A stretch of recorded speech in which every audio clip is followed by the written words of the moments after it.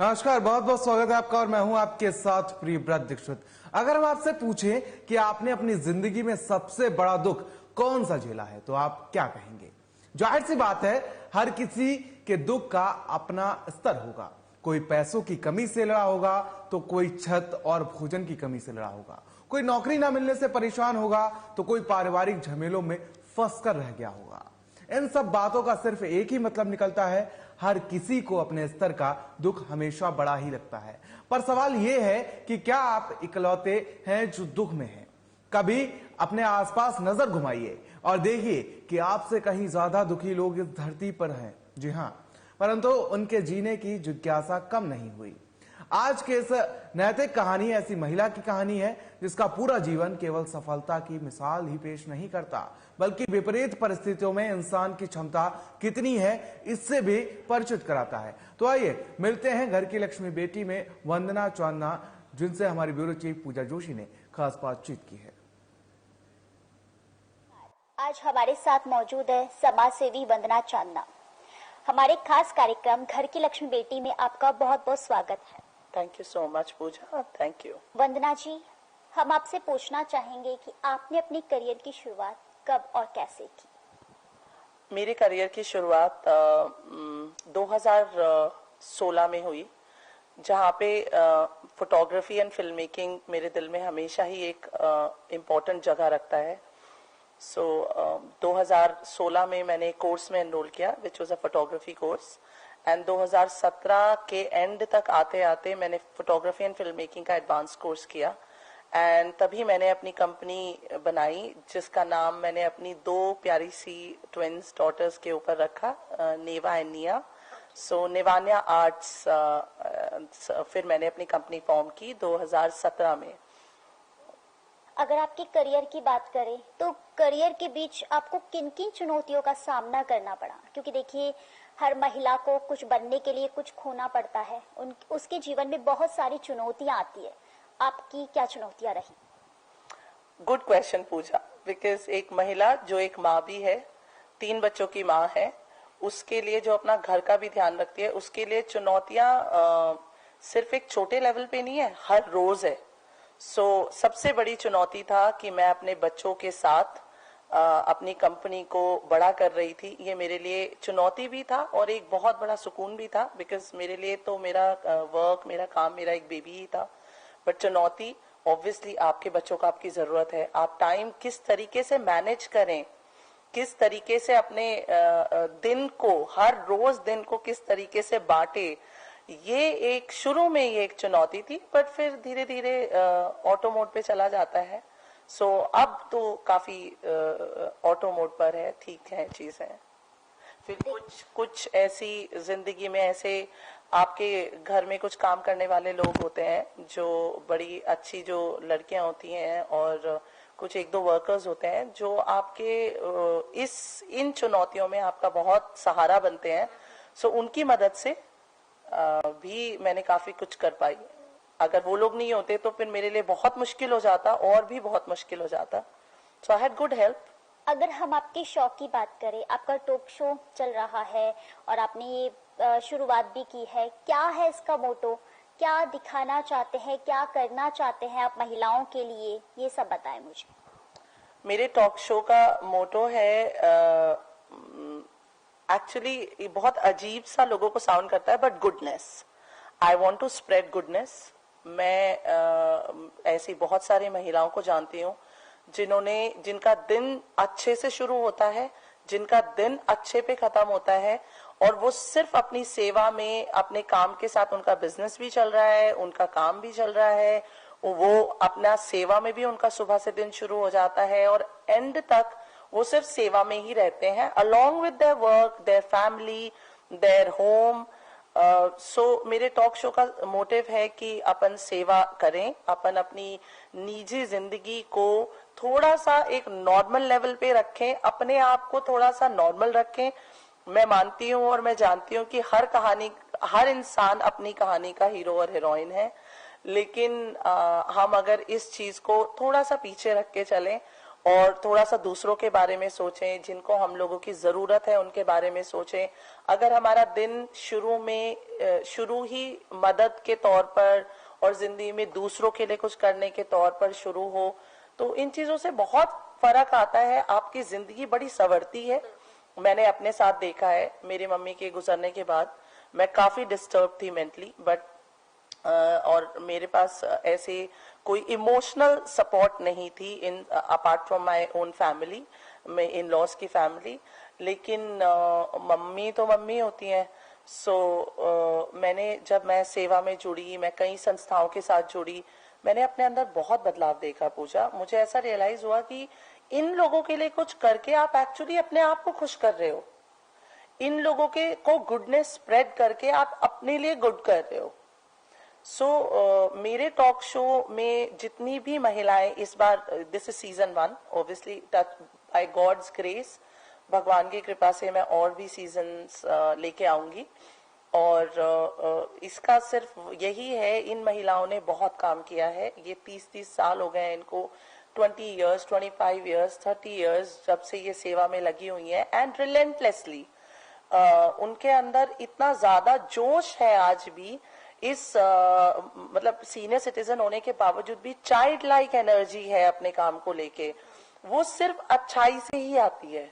जब आप दिल में, अपनी इंटेंशंस में अच्छाई रखते हैं, अपने कर्मों में अच्छाई रखते हैं, वो चाइल्ड लाइक एनर्जी है, वो उसी से ही आती है। So my talk show is all दिल से, जो दिल से काम कर रहे हैं लोगों के लिए, इट्स ऑल अबाउट दैट। अगर हम वर्क की बात करें तो कहना आसान है, लेकिन एक महिला के लिए अपना घर भी संभालना और अपने काम पर भी ध्यान देना और साथ में समाज सेवा करना, कैसे कर पाते हैं आप ये सब? इसके पीछे इंटेंशन बहुत बड़ा रोल प्ले करती है। अगर आपकी इंटेंशन अच्छी है, आपकी भावना अच्छी है, आप दिल से काम करते हैं, तो सब हो जाता है।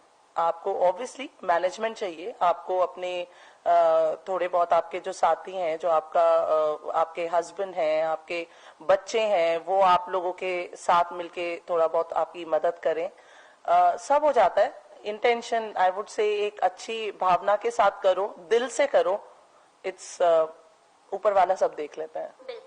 मेरा आपसे अगला सवाल ये है कि आज की युवा पीढ़ी को आप आपके माध्यम से क्या संदेश देना चाहते हैं और साधना प्लस पर और क्या बताना चाहते हैं? मैं आज की युवा पीढ़ी को, आज की लड़कियों को ये संदेश देना चाहती हूँ कि शादी से पहले अपने पैरों पे खड़े हों, अपने लिए सक्षम बने, अपने लिए इतना सक्षम बने कि आप अपनी पूरी फैमिली के लिए सक्षम बने। और जो मेरी मैरिड युवा पीढ़ी है, उनको मैं ये बोलना चाहूंगी कि शादी के बाद भी अगर हो सके तो अपने पैरों पर खड़े हों, काम करें अपनी बेटियों के लिए, अपने लिए नहीं तो अपनी ताकि वो, one of the biggest reason that I started working is that I have 2 daughters and I wanted them to see कि हमारी माँ काम करती है। So it's okay to work after marriage and it is essential to work after marriage. I want my daughters to see a working happy mother, because हमारे पास कहीं ना कहीं इतना टाइम होता है कि हम या तो सोशलाइजिंग में इधर उधर किल करें या फिर हम काम करें और सेवा में दें। ये एक मैसेज है जो मैं यंगस्टर्स को देना चाहूंगी। और एक और मैसेज जो मैं यंगस्टर्स को देना चाहूंगी कि अगर कुछ अच्छा नहीं कर सकते तो बुरा भी मत करो। If you can't help people, if you can't really do something for people who need it, then at least don't come into a situation where you are being a part जिसमें लोगों को मदद की जरूरत पड़ रही है आपकी वजह से, या आप कुछ इस तरीके का काम कर रहे हैं जिसमें आपके इर्द गिर्द के लोग दुखी हैं। अगर कुछ अच्छा नहीं कर सकते तो कुछ बुरा भी मत करो।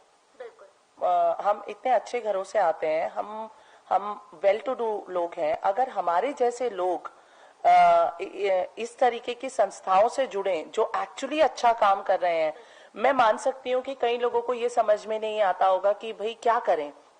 मैं उन सब लोगों को यही मैसेज देना चाहूंगी, कुछ मत करो, सिर्फ उन लोगों के साथ जुड़ो जो अच्छा काम कर रहे हैं, उनके साथ हाथ मिलाओ, उनके साथ काम करो, उनके साथ फंड्स एक मॉनेटरीली अगर आप वेल टू डू हो, उनको मॉनेटरीली हेल्प करो.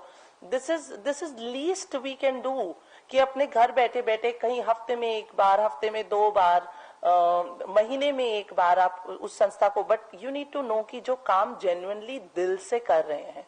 मेरे शो पर जितनी भी महिलाएं हैं वो सब दिल से काम कर रही हैं, वो सब जेन्युइन है. इस दौरान मैं कुछ 1-2 लोगों से ऐसे, 1-2 संस्थाओं से ऐसे भी मिली जो काम सिर्फ दिखावे के लिए कर रहे हैं, सिर्फ पैसे बटोरने के लिए कर रहे हैं. लेकिन हम जैसे लोगों का आगे आके लोगों का जुड़ना, लोगों से जुड़ना, लोगों के लिए काम करना बहुत जरूरी है. हमारे देश को बहुत सख्त जरूरत है हम जैसे लोग आगे आए और अपने आसपास एटलीस्ट जो हम देख सकते हैं उसमें बदलाव लाएं. मैं दिल्ली जाके तो नहीं कर सकती हूँ, मैं बॉम्बे, मैं कहती हूँ मैं यहाँ से, मैं भी टोंक रोड पर हूँ, मैं सी स्कीम में नहीं कर सकती हूँ, लेकिन मैं जो देख रही हूँ मेरे घर के इर्द गिर्द जो है, मैं उसमें तो कर सकती हूँ. बिल्कुल, हमारा एक छोटा सा सहयोग किसी बच्चे की या किसी लड़की की या किसी महिला की जिंदगी बदल सकता है. ऑफ कोर्स यस, किसी एक की क्या, जिस पोजीशन पे हम लोग बैठे हुए हैं, जिस लेवल के फैमिली से हम आते हैं, एक नहीं हजारों की जिंदगियां बदल सकता है. आप दिल से टॉक शो जो है मेरा, उसमें आप देखें वो जितनी भी महिलाएं हैं उन्होंने हजारों की जिंदगियां बदली हैं, एक की नहीं, क्योंकि वो ऐसे घरों से आती हैं, वो ये कर पाई. So I would suggest and I'll really humbly request for people like us, people like me, people like others, in whatever way possible, जिस भी तरीके से possible हो, वो जुड़ें. अगर हम बात करें, देखो रोड पर जो बच्चे होते हैं, हम जाते हैं ट्रैफिक में फंस जाते हैं तो बच्चे हमारी गाड़ी को खटखटा करके पेन ले लीजिए, ये ले लीजिए, हमसे भीख मांगते हैं. भुखमरी इतनी ज्यादा हो गई है.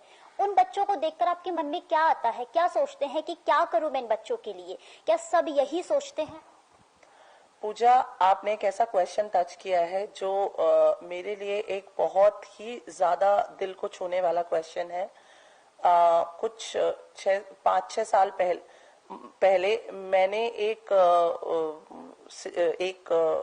आई डोंट नो मैं इसको क्या बोलूं, बट मैंने एक ठान ली थी कि मैं बेगर्स के लिए कुछ करना चाहती हूँ, क्योंकि मैं रोड पे बच्चे देखती थी, वो इतनी बुरी हालत में होते हैं. मैं अपने ही घर के पास है कि दुर्गापुरा फ्लाईओवर के नीचे मैं एक बार गई तो वहां पर 1-2 लेडीज हैं, उनके साथ 5 साल से भी छोटे छोटे 5 बच्चे हैं.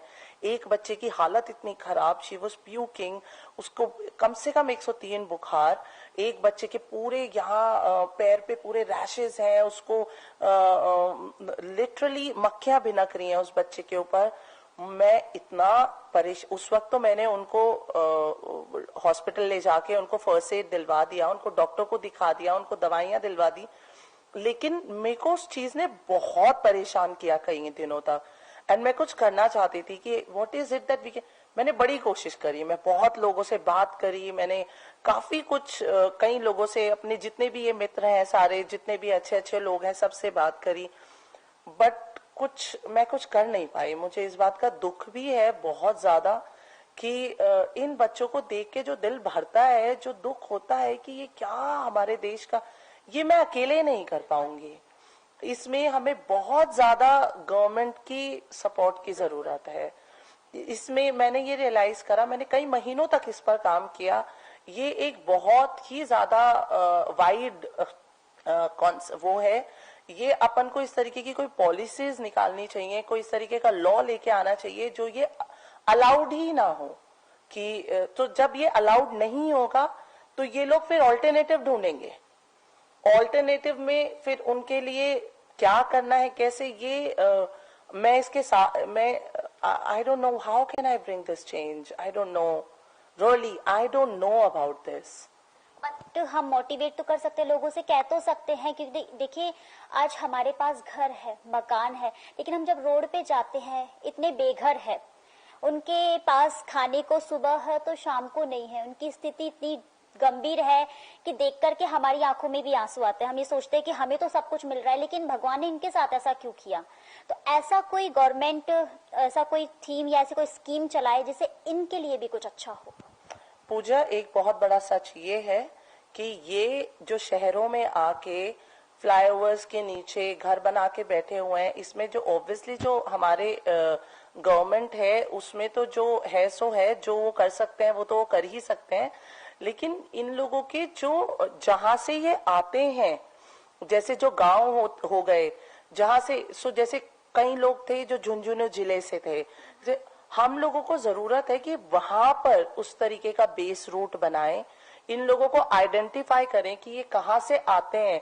कोई अपना घर छोड़ के नहीं आना चाहता, कोई फ्लाईओवर्स के नीचे नहीं छोड़ना चाहता। आज भी अगर इन्हें मौका दिया जाए कि ये वहां जाके कुछ पैसे कमा पाए तो ये प्रेफर करेंगे कि ये वहीं चले जाएं, अंटिल कि इनमें से कोई ड्रग एडिक्ट्स हैं या व्हाटएवर हो, लेकिन most of them will prefer. So इनका ना एक बड़े ही ग्रास रूट पे काम होना चाहिए, जहाँ पे हमें इनको आइडेंटिफाई करके इन लोगों के मैक्सिमम जो जहां से जिस जिले से ये आते हैं उस जिले के लोगों को, उस जिले के गवर्नमेंट को, उस जिले के इनको वापस लेके जाना चाहिए, वहां पे कुछ काम करना चाहिए, कोई स्मॉल सेल इंडस्ट्री हो जहाँ पे इन लोगों को कुछ नौकरी मिले। या ये मुझे जो लगता है, नॉट दैट कि आई हैव हर्ड एनीवेयर या समथिंग, बट मुझे ऐसा लगता है कि ये बड़ा ग्रास रूट पे काम होने की जरूरत है। ये सिटीज में कुछ नहीं हो पाएगा ये, क्योंकि ये सब छोटी जगहों से रहे हैं, ग्रामीण क्षेत्र से। यस, आई फील कि ये ग्रामीण क्षेत्र से शुरुआत करेंगे।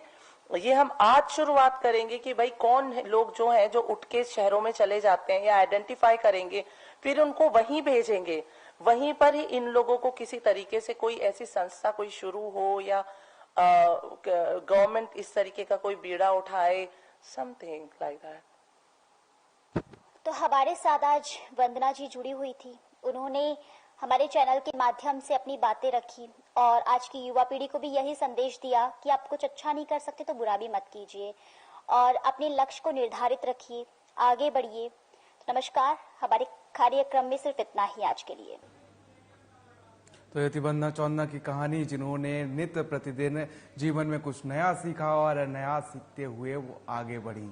तो वहीं आपको बता दें कि आज की इस खास पेशकश में मेरे साथ इतना ही। देश और दुनिया के अहम खबरों के लिए आप बने रहिए हमारे साथ।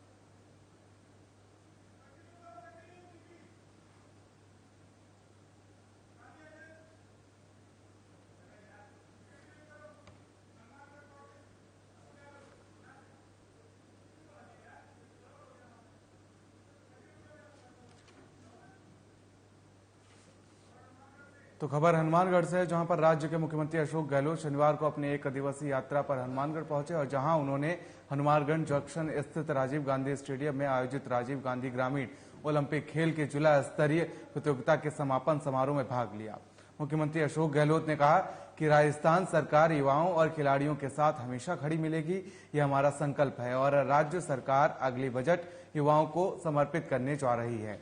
आपको बता दें, गहलोत ने कहा कि राजीव गांधी ग्रामीण ओलंपिक खेल के आयोजन का मकसद राज्य भर में आपसी प्रेम, भाईचारा और साथ ही सामाजिक सौहार्द का माहौल को तैयार करना है। उन्होंने कहा कि जब विधानसभा में सब अलग अलग पार्टी के विधायक, पत्रकारों, अधिकारियों और साथ ही अन्य राज्य के क्रिकेट मैच खेल सकते हैं तो आपस में प्रेम भाईचारा रख सकते हैं, तो गांव में भी राजनीति से हटकर ऐसा माहौल क्यों ना तैयार हो। और इस सोच के साथ इन खेलों की शुरुआत की गई। साथ ही कहा कि राज्य सरकार ने 229 खिलाड़ियों को आउट ऑफ टर्न नियुक्ति और नौकरी में खेलों को 2% आरक्षण दिया जा रहा है। उन्होंने कहा कि छोटे छोटे मुल्क खेलों में पदक जीतते जाते हैं लेकिन हमारा देश पिछड़ जाता है और अब इन खेलों के जरिए राज्य में ग्रामीण और शहरी क्षेत्र में प्रतिभाओं की पहचान कर उन्हें तराशने के लिए कार्य किया जाएगा।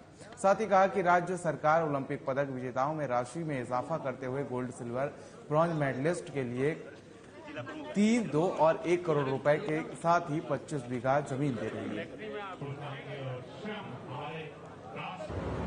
तो मैं तो कहना चाहता आपको स्टैंड जो है मेरे और मेरा एक नया खर्च नहीं हुआ, एक तो मेरे कहते फ्री हुआ।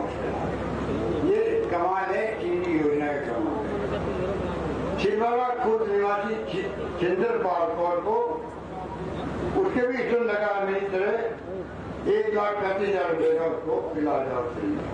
तो पीली मंगल निवासी नरेश कुमार को कार्डियोलॉजी वो भी उस पर लगा है, उसके 1,13,000 रुपए का निःशुल्क कहने का मतलब ये जितनी हमारी योजनाएं हैं उनका लाभ मिले सबको, प्रदेशवासियों को, उसमें आपकी भागीदारी होनी चाहिए।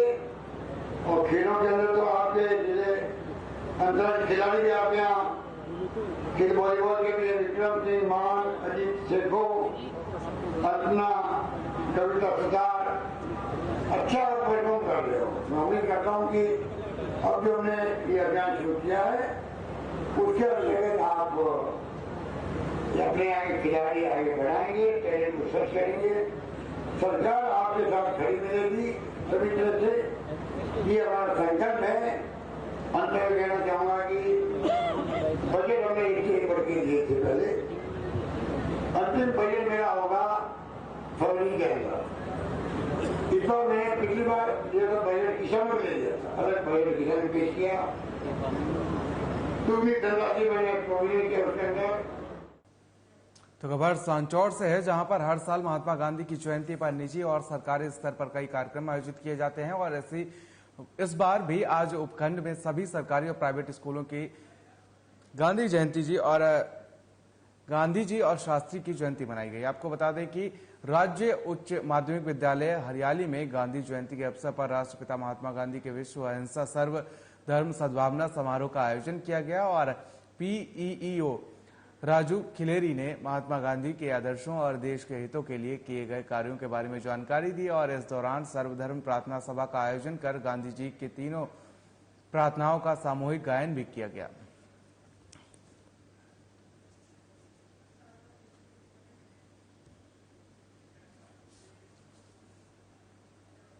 तो वहीं जालौर जिला मुख्यालय पर राष्ट्रपिता महात्मा गांधी की जयंती एवं अंतर्राष्ट्रीय अहिंसा दिवस के उपलक्ष्य में आज सुबह 7 बजे प्रभात फेरी का आयोजन किया गया, जिसमें आपको बता दें कलेक्टर निशांत राजेंद्र प्रसाद अग्रवाल, मुख्य कार्यकारी अधिकारी संजय कुमार ने नगर परिषद से रैली को हरी झंडी दिखाकर रवाना किया।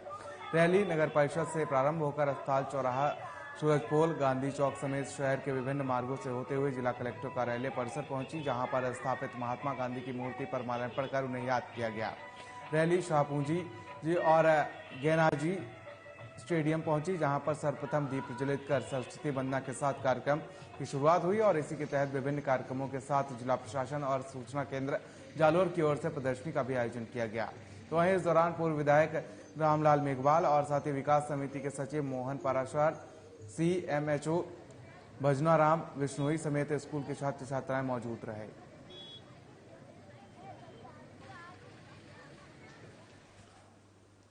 तो खबर हनुमानगढ़ के नाहौर से है, जहां पर गोगा मेड़ी गांव में मेला समापन के बाद मेला क्षेत्र में कचरा और गंदगी के ढेर बिखरे पड़े हैं, जिससे आपको बता दें ग्रामीणों का वहां पर रहना दूभर हो गया है। आपको बता दें कि मेला क्षेत्र में अत्यधिक गंदगी और कचरे के ढेर के चलते गोगा मेड़ी में मक्खी और मच्छरों का भरमार हो गया है और जगह जगह गंदगी के ढेर लगे होने के कारण राहगीरों का भी पैदल निकलना मुश्किल हो गया है। गोगा मेड़ी के पूर्व सरपंच मंगू सिंह राठौड़ के नेतृत्व में आज मेला क्षेत्र में फैली गंदगी को साफ करवाने की मांग को लेकर जागरूक लोगों ने रामगढ़ उप तहसील के नायब तहसीलदार को मुख्यमंत्री के नाम ज्ञापन सौंपकर मेला क्षेत्र की संपूर्ण सफाई करवाए जाने की मांग की है। गोगामेड़ी में गोगा जी महाराज का 1 महीने तक उत्तर भारत का सबसे बड़ा मेला लगता है। करीबन 25 से 30 लाख लोग 1 महीने में, व सावन मास में भी 20-30 लाख लोग यहाँ आते रहते हैं। 1 महीने तक पूरी व्यवस्थाएं, देवस्थान विभाग, प्रशासन, मेला मजिस्ट्रेट का कार्यालय यहाँ रहता है। जिला लेवल के सभी अधिकारीगण यहाँ बैठते हैं। राजस्थान लेवल के अधिकारीगण और नेतागण यहाँ सुपरविजन करते हैं। लेकिन मेला गुजरने के बाद यहाँ कोई भी इसका धनीधोरी नहीं है। गोगा जी से पैसे इकट्ठे किए और चले जाते हैं।